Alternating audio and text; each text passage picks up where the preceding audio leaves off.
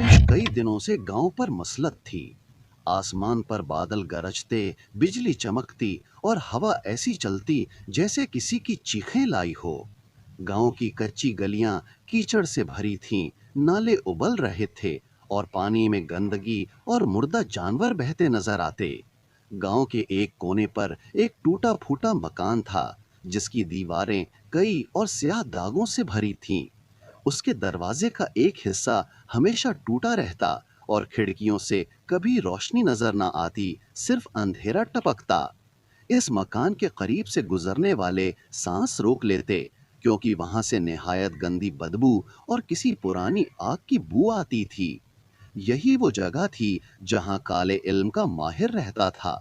उसका असल नाम कोई नहीं जानता था, बस इतना मालूम था कि वो दिन को गायब रहता और रात के आखिरी पहर, जब हर घर सो रहा होता, तब इस मकान से धुएं के बादल उठते, काली मोमबत्तियां जलती और नामालूम जुबान में मंतर पढ़े जाते। गांव में जीनत नाम की औरत रहती थी। उसका शौहर अरशद गरीब और बीमार मिजाज का था, लेकिन अरशद का चचाजाद भाई हैदर खुशहाल किसान था।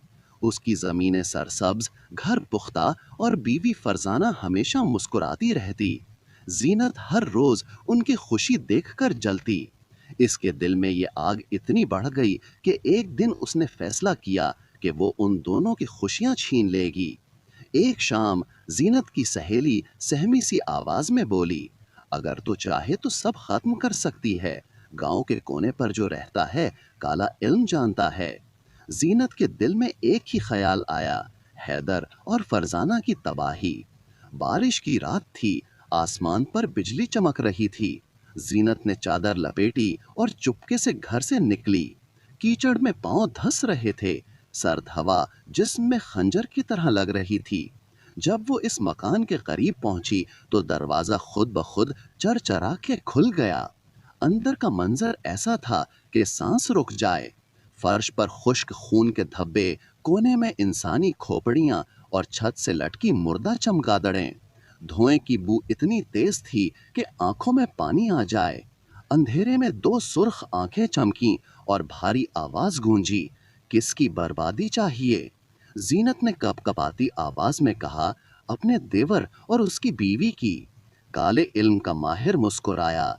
उसके जर्द दांत कब्र के पत्थरों की तरह नजर आ रहे थे। 7 रातों का अमल होगा, हर रात एक कुर्बानी और आखिरी रात तेरा अपना खून। उसके बाद वो 7 दिन में खत्म हो जाएंगे। जीनत ने फौरन हामी भर ली। पहली रात जीनत एक मुरही लेकर आई। माहिर ने चिराग बुझाए, काली मोमबत्तियां जलाईं और मुर्गी का गला काटा। खून काली कटोरी में डाला और मंतर पढ़ने लगा, या सहर या जिल या नार अल हमरा, अपने साए उन पर भेज दे। कमरे में ठंड फैल गई, जैसे हवा रुक गई हो। दूसरी रात जीनत एक काला बकरा लाई। उसके गले से खून बहाकर कब्र की मिट्टी में मिलाया गया। माहिर की आंखें चमक रही थीं। वो बार बार कह रहा था, अंधेरे का मालिक उनकी रोशनी बुझा दे।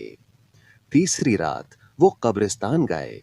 बारिश के पानी में भीगी मिट्टी की बू के बीच माहिर ने एक ताजा कब्र खोली, मुर्दे की हड्डी निकाली और उसे सुर्ख कपड़े में लपेटकर तावीज में रखा।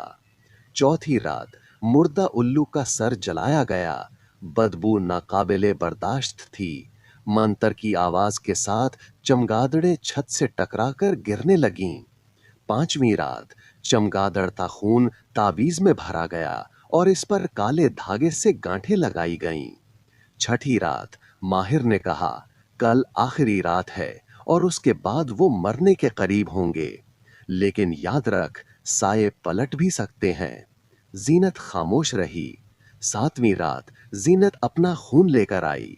कमरे में बिजली चमकी, बारिश छत पर बरस रही थी और बाहर से कुत्ते भौंकने की आवाज आ रही थी। काले आमिल ने खून, मिट्टी, हड्डियां और तावीज एक बड़े काले प्याले में डाले और जोर जोर से मंतर पढ़ने लगा, या जिल या नार या मौत अल बैजा या जिन अल गासिक, उनकी सांस रोक दे। अचानक कमरे में हवा का तूफान आया। موم بتیاں بجھ گئیں اور زینت کو لگا جیسے کوئی اس کی گردن پکڑ کر دبا رہا ہو۔ اگلے دن سے حیدر بیمار پڑ گیا۔ اس کے خوابوں میں وہ خود کو اندھیرے میں گھرا دیکھتا۔